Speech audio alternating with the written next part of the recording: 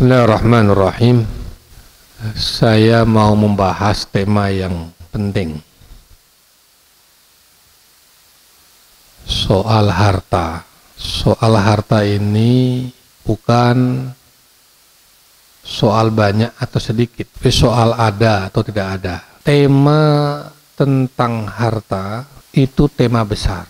Bahasan tentang harta di dalam Al-Quran itu bahasan besar. Bahkan di halaman kedua Al-Quran sudah bicara tentang harta. Kalau kita buka mushaf, dibuka halaman kanan, halaman pertama itu isinya surat Al-Fatihah. Halaman kedua sebelah kiri isinya surat Al-Baqarah 5 ayat pertama. Di halaman kedua ayat ketiga surat Al-Baqarah sudah bicara harta. A'udzubillahi minasyaitonirrajim. Bismillahirrahmanirrahim. Alif Lam Mim. Dzalikal kitabu la raiba fihi hudal lil muttaqin alladzina yu'minuna bil ghaibi wa yuqimunas salata wa mimma razaqnahum yunfiqun. Yang beriman kepada yang gaib, mendirikan salat dan mau menginfakkan harta yang sudah diberikan pada mereka. Kalau wa mimma razaqnahum yunfiqun itu soal apa? Ibu-ibu, soal harta. Bagaimana mau berinfak? Enggak punya. Berarti ini bicara soal harta. Ini banyak yang tidak menjelaskan bahwa sebetulnya wa mimma razaqnahum yunfikun itu terkait dengan harta. Satu. Berikutnya lagi. Di dalam Al-Quran seringkali harta itu disebut sebagai ujian. Atau bahkan harta itu adalah cobaan. Fitnah, bukan fitnah, difitnah bukan. Kamu difitnah orang, bukan. Fitnah di sini artinya adalah cobaan. Walanabluwannakum bisyai'in minal khawfi wal ju'i wa naqsin minal amwali wal anfusi was samarat wa basyiris sabirin. Kalau kita hafalnya yang selanjutnya, alladzina idza asabathum musibah qalu inna lillahi wa inna ilaihi raji'un. Ucapan inna lillahi wa inna ilaihi raji'un ucapan yang diucapkan ketika apa? Musibah. Ketika ada orang meninggal. Inna lillahi wa inna ilaihi raji'un. Itu kan ayat tentang kematian. Ayat tentang musibah. Tapi tahu nggak bahwa ayat itu didahului dengan ayat tentang harta sebagai ujian? Al-malu wal banun zinatul hayatid dunya. Harta, anak-anak itu perhiasan dunia. Di sana mengatakan harta adalah cobaan. Di sini mengatakan harta adalah perhiasan. Berikutnya lagi. Ini sudah hafal pasti. Apalagi anak-anak hafal ini. Apa? Alhaakumut takatsur hatta zurtumul maqabir. Alhaakumut takatsur itu artinya apa? Celakalah atau apa? Bermegah-megahan itu membuatmu celaka, membuatmu lupa, membuatmu lalai. At-takatsur itu bermegah-megahan, gede-gedean, gengsi-gengsian. Pertanyaan saya, yang bisa bermegah-megahan itu orang yang punya duit atau orang yang nggak punya duit? Kalau orang nggak punya duit, gengsi-gengsian, nah, berarti apa? Nggak tahu diri. Yang bisa bermegah-megahan itu siapa? Yang bisa bermegah-megahan itu orang yang punya uang, punya harta. Di sini Allah mengatakan, bermegah-megahan itu seringkali membuatmu lupa. Nanti ingat-ingat kamu sudah di tepi kuburan. Nanti ingat-ingat sudah mau mati. Hatta zurtumul maqabir. Kalla, jangan begitu dong. Berikutnya lagi, surat berikutnya, tadi surat At-Takatsur, sekarang surat Al-Lumazah. Wailul likulli humazatin lumazah. Siapa yang celaka? Alladzi jama'a malau wa'addadah. Orang yang mengumpul-ngumpulkan harta dan menghitung-hitungnya. Awas, jangan salah paham. Bukan berarti kita nggak boleh menumpuk harta. Boleh. Yang nggak boleh itu numpuk, ngitung, tidak sedekah. Ini maksudnya, pelit. Yahsabu annama lahu akhladah. Dia mengira hartanya membuat dia abadi. Ada nggak orang kaya yang nggak mati? Nggak ada. Tidak ada yang bisa membuat kekal.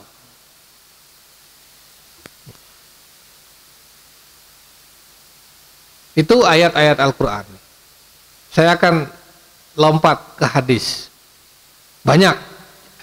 Ayat yang lain banyak. Sekarang hadis.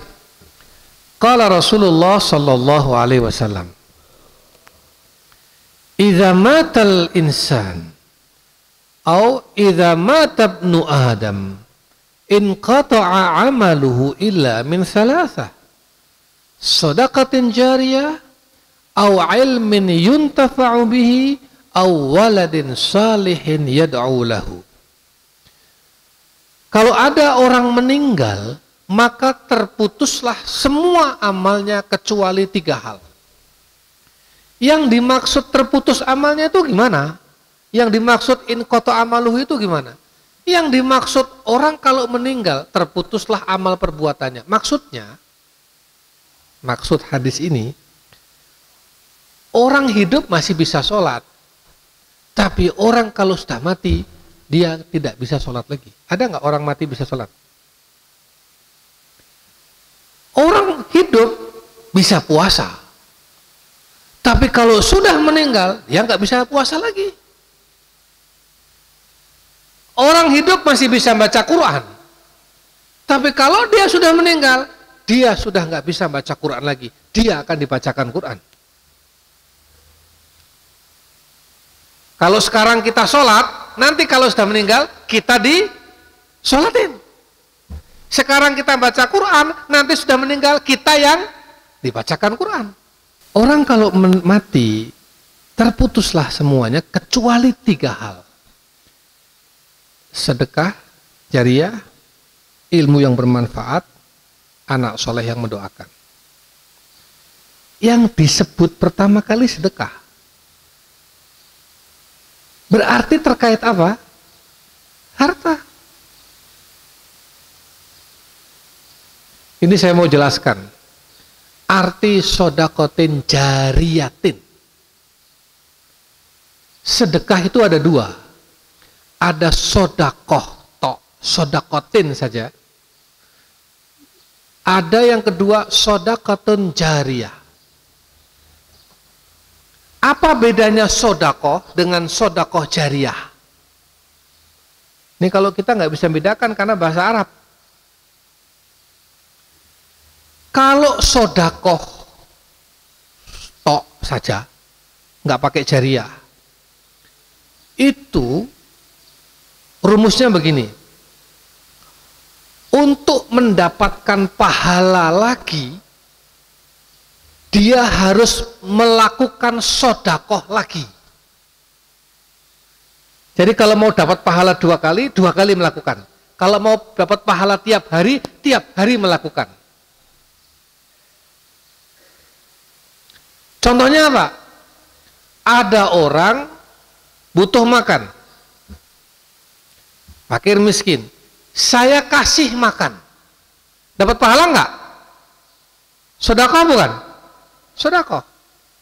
Tapi kalau besok saya mau dapat pahala lagi, saya harus ngasih makan lagi, sedekah lagi.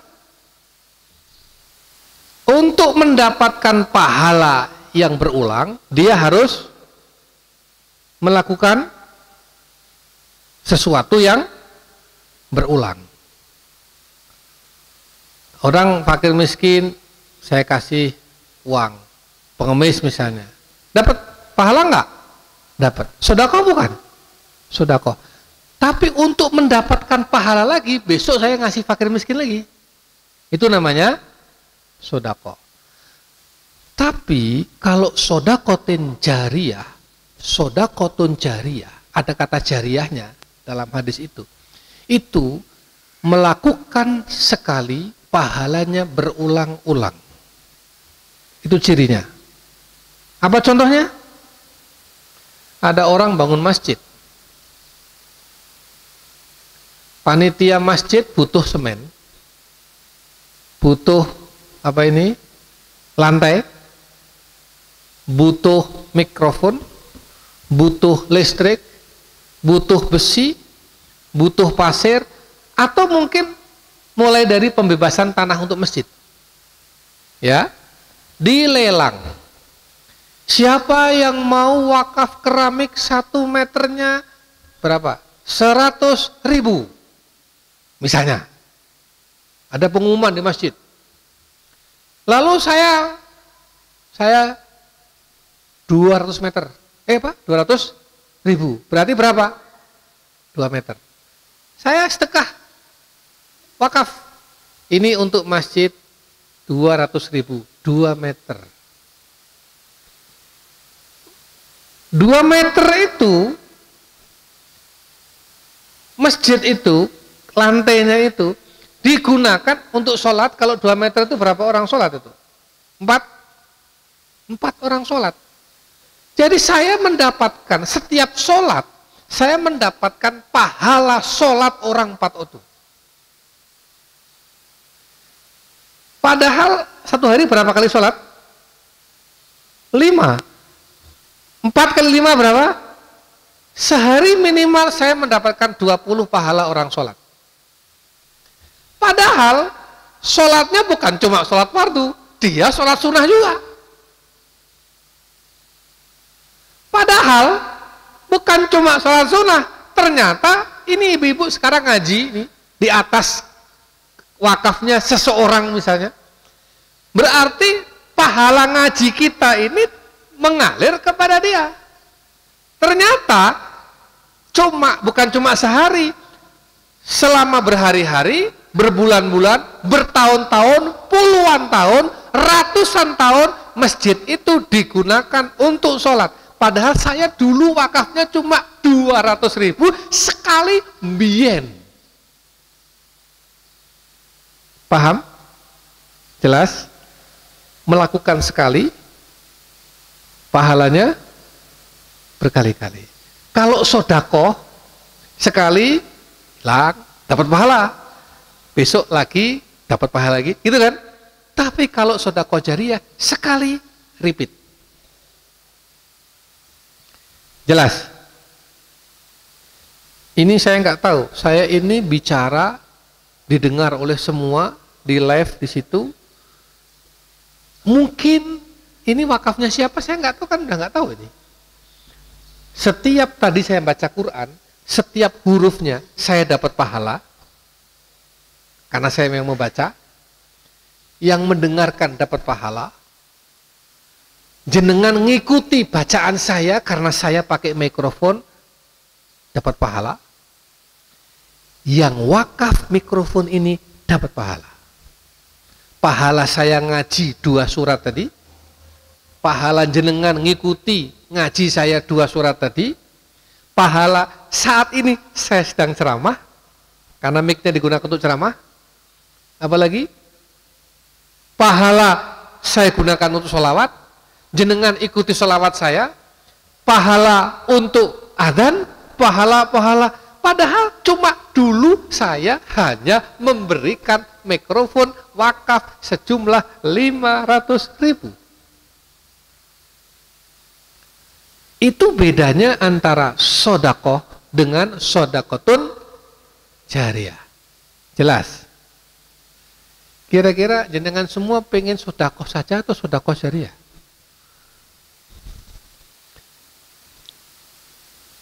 Itu. Ini ada yang wakaf kamera. Ini saya kasih contoh. Saya nggak tahu siapa yang wakaf. Mungkin 2 orang, 3 orang, mungkin 10 orang jadi satu kamera.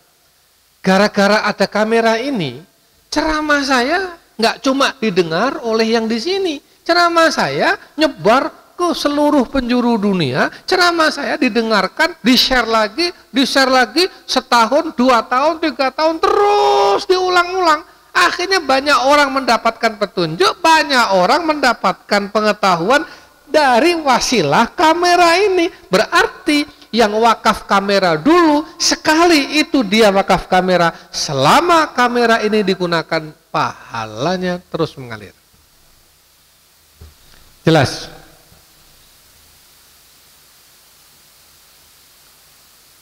Ibu-ibu kan nggak pernah adzan toh? Ibu-ibu pernah adzan nggak? Nggak pernah. Tapi jangan khawatir, meskipun nggak pernah adzan, mau nggak dapat pahala adzan? Iya. Pahala adzan itu berarti adzan sedina ping 5, qomat sedina ping 5. Dan adzannya itu didengar oleh orang seluruh ini kampung yang dengar adzan. Ini kalau masjid adzan, Allahu Akbar, Allahu Akbar. Yang di sana itu nirukan, Allahu Akbar, Allahu Akbar. Yang di sana nirukan, Allahu Akbar, Allahu Akbar. Hayya 'alas shalah. Yang di sana, la haula wala quwata illa billah. Semua orang yang mendengar adzan zikir. Maka orang yang tadi wakaf mikrofon, dia mendapatkan pahala orang yang adzan, pahala adzan dari orang yang adzan. Dia mendapatkan pahala orang yang zikir karena mendengar adzan. Modal 500.000 pahalanya akeh. Coba. Hah? Apalagi contohnya lagi? Macam-macam. Ini contoh sepele. Lampu, listrik. Bisa juga. Jadi orang wakaf, sedekah jariah, lampu, jangan dikira sepele. Karena ada lampu ini, atau bayarkan rekening listriknya, karena ada lampu ini, karena listriknya terbayarkan, akhirnya masjidnya kalau malam terang. Karena terang, orang bisa baca Quran di masjid. Karena terang, orang bisa tadarus di masjid. Karena terang, orang bisa belajar di masjid. Maka pahala semua orang yang membaca Al-Quran dengan lampu ini, yang wakaf lampu ini dapat pahala. Terus berulang. Itu namanya sodakotun jariyatun. Jelas semua? Ya, beda antara sodakoh dengan sodakotun jariyah. Rukun Islam ada 5, udah hafal semua. Syahadat, sholat, zakat, puasa, dan haji. Dari 5 rukun Islam ini, 2 membutuhkan harta. Zakat. Apalagi zakat itu sekarang nisabnya, batas minimal orang wajib zakat sama dengan orang wajib pajak, gitu kan? Siapa yang berkewajiban menjadi atau pembayar zakat? Yaitu orang yang hartanya sudah berlangsung selama setahun dan jumlah minimalnya seharga 85 gram emas. Ibu-ibu, harga emas sekarang 1 gram berapa? 1, apal semua ya. Berarti ini baru beli emas. 1,8. Katakanlah 2 juta ya. Genep aja ya. Kalau 85 gram berarti 2 juta itu berapa? 170. Iya, betul nggak? Berarti kalau ada orang punya kekayaan 170 juta dalam waktu 1 tahun berjalan, dia wajib zakat. 2,5%. Ustadz, setelah saya hitung-hitung gaji bulanan, pendapatan bulanan, tak hitung-hitung, tak rekap, setelah dikurang ini tidak nyampe 170 juta. Hanya hitungan saya cuma 165 juta. Kalau gitu saya wajib zakat enggak? Enggak. Wah, asik. Berarti saya enggak keluarkan uang. Gitu? Ntar dulu. Memang enggak wajib zakat, tapi kan ada infak. Ini kotak muter, ngasih fakir miskin, apalagi tadi musola, masjid, itu kuburan, ya kan, untuk penjaga makam. Kadang ada kan tuh, atau ada tetangganya kematian, bantu, tetangganya nikahan, punya hajatan, bantu, ya toh? Jadi bukan berarti saya belum wajib zakat, lalu kemudian gak ngapa-ngapain. Masih banyak jalan yang lain. Jelas semua? Ya? Nah, satu zakat, jelas harta. Yang kedua haji. Haji itu walillahi ala nasi hijjul baiti manistata'a ilaihi. Haji bagi yang mampu. Mampu ini ada banyak hal. Satu, mampu kesehatannya. Kalau kesehatannya nggak mampu, ya berarti nggak istitoah. Yang kedua, mampu keamanannya. Aman nggak? Kalau perjalanannya aman, bisa sampai ke Mekah, berarti dia mampu. Tapi belum tentu. Ada sehat, aman, uangnya nggak ada. Buat bayar haji, oh saya itu hajinya nggak pakai bayar, ada yang bayarin, iya, tapi nggak sehat, nggak bisa juga. Jadi dari 5 rukun Islam, 2-nya membutuhkan harta. Maka kalau mau jadi orang Islam yang sempurna keislamannya, ini anak-anak, jadi orang yang kaya. Mau jadi orang kaya? Saya doakan kamu semua jadi orang kaya. Cuma jangan cuma kaya, ahli sodakoh. Dulu Allahu yarham Kiai Haji Ahmad Sahal, pendiri Pondok Gontor, itu berdoa begini, ya Allah, oh bukan berdoa, dia mengatakan begini, beliau, saya tidak mendidik anak menjadi orang kaya, tapi saya mendidik anak-anak saya supaya menjadi ahli sodakoh. Dulu almarhum Pak Zaki yang wakaf masjid ini Pak Zaki wakaf masjid ini 5,3 miliar total ini.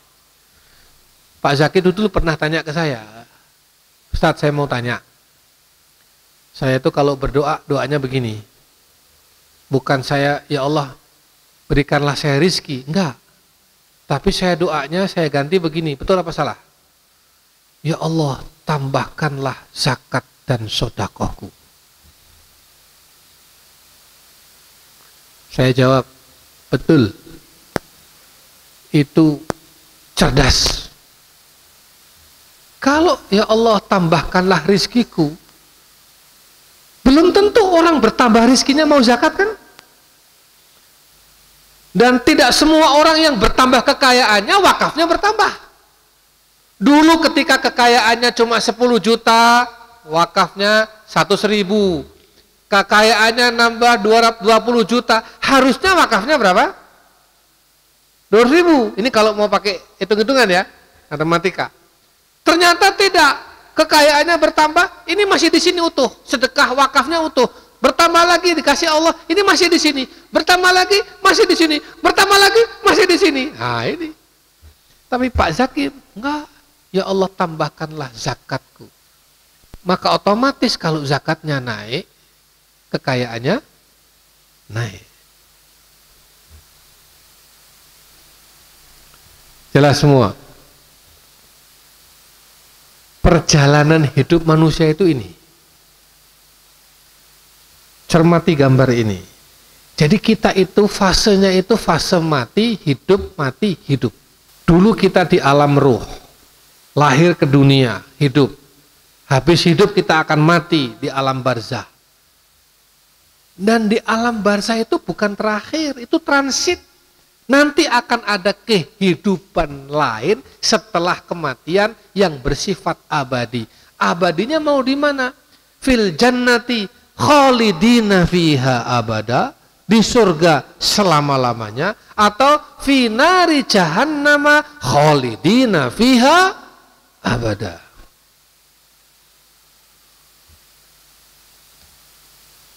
Ini ayatnya.